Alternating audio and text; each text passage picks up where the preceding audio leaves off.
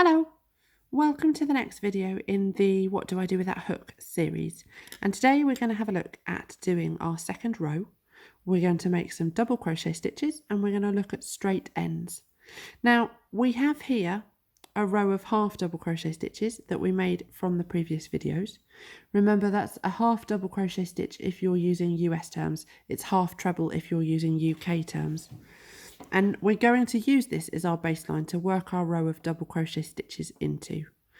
A double crochet stitch is a double in US terms, it's a treble in UK terms.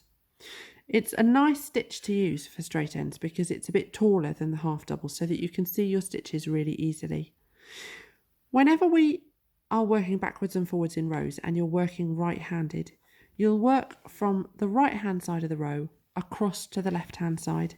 And when you get to the far left-hand end here, we need to turn around and go back the other way. And all we do is just flip the crochet over like that, so that your left-hand side becomes your right-hand side. And we're ready to start crocheting. Now, double crochet rows start with a chain of 3. So we just do 3 chains, yarn over, pull through the loop on the hook. There's 1. And again is 2, and again is 3. And we're going to have to count this as a mock double crochet stitch. So this is effectively stitch number 1 for our row. You don't count each of the chains individually, you count them together collectively and they become stitch number 1. We're going to need to work a stitch into it when we come back to do the next row. And so we're just going to pop a stitch marker into the top of these chains so that we know where to make that last stitch. I've got quite a big stitch marker here so it shows up nice and easily. Now the loop that's on the hook doesn't count as a stitch, and we're looking for the first chain immediately underneath the hook. So remembering that this loop doesn't count, the first chain immediately underneath is this one just here. So I'm just going to pop the stitch marker into that chain like that and do it up. You won't always need a stitch marker, but while you're learning your straight ends, it's quite useful to have it in there. Now, we want to work 1 stitch into each stitch, and the chain 3 at the start of the row that we've just done counts as stitch number 1. So we're going to skip the very first stitch in the row. If you're not sure where the first stitch is, you find the first vertical post, which is this part just here between my thumbnails. And then the hole that you work into that goes with that vertical post is just slightly above and to the left of it. So there's the post, there's the hole. We're going to skip that one because that's stitch number 1 and we've done stitch number 1. We're going to work into stitch number 2, which is this one just here. To do a double crochet stitch, it's very similar to the half double. You yarn over and insert your hook into that hole, and we're going into that hole just there. And you want to pick up the whole stitch, so you've got like a V sat on the top of your crochet hook like that. And you yarn over and come back underneath that whole stitch like that.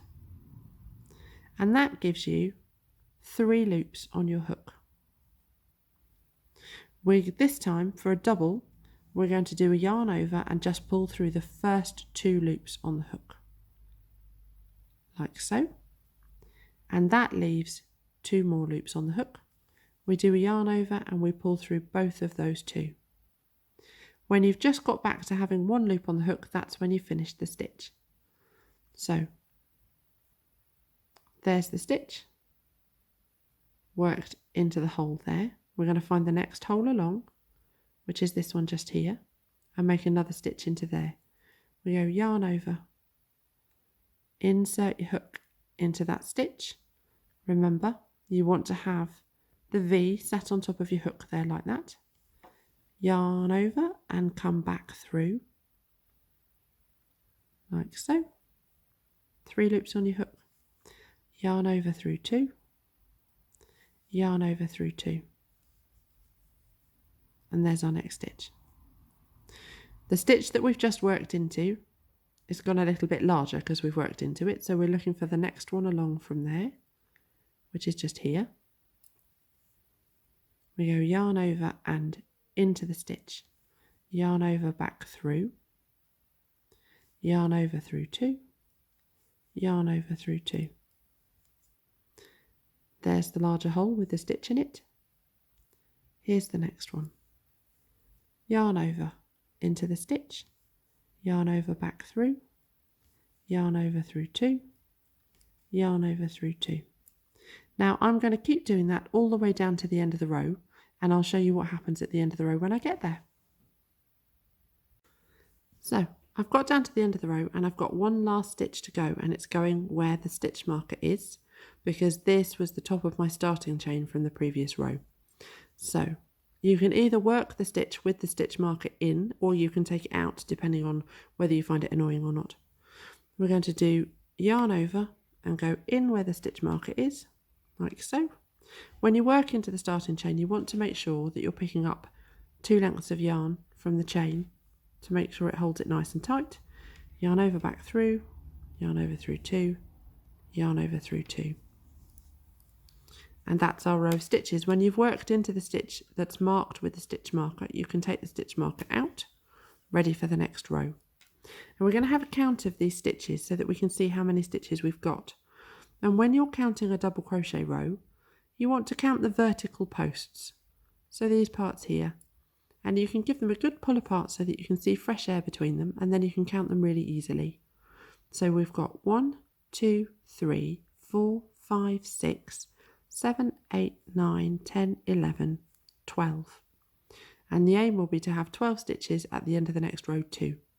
So we're going to turn it over, flip the crochet over like so. And we're going to start the row with a chain of 3, 1, 2, 3, and put the stitch marker in the top one of those 3 chains. So again, not on the loop that's on the hook, but in the first V immediately underneath it, which is just there, like so. Now we're going to find the first hole. So we find the first vertical here, and the hole is above and to the left of it there. We're going to skip this first one, and we're going to work a double crochet stitch into number 2. So here's the first vertical, here's the second vertical, here's the hole at the top. Yarn over and into that hole. Yarn over back through, yarn over through 2. And that's how the beginning of the row will look. Now we're going to work a stitch all the way down, and I'm going to show you the last 2 stitches so that you can see really clearly where we go for the last 2 stitches of the row. I'm just going to zip down here and I'm just working 1 stitch into each stitch as we go down. Let's have a bit more yarn.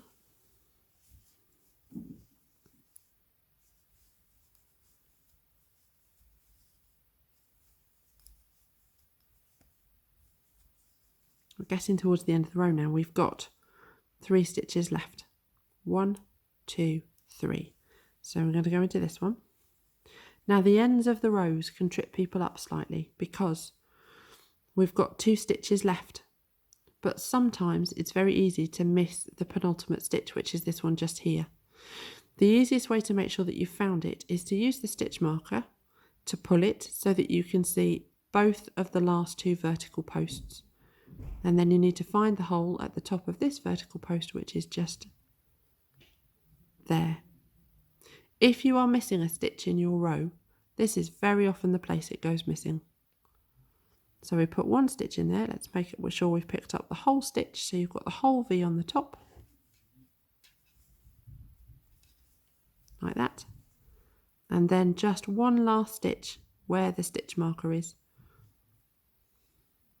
This time I'm going to take the stitch marker out because I find it easier to work without the stitch marker in. And go in, pick up 2 lengths of yarn, so a thicker bit of yarn on top of your hook there like that. That will hold the end of your row nice and tight, like so. And that's how you do double crochet stitches and get straight ends. Thank you for watching.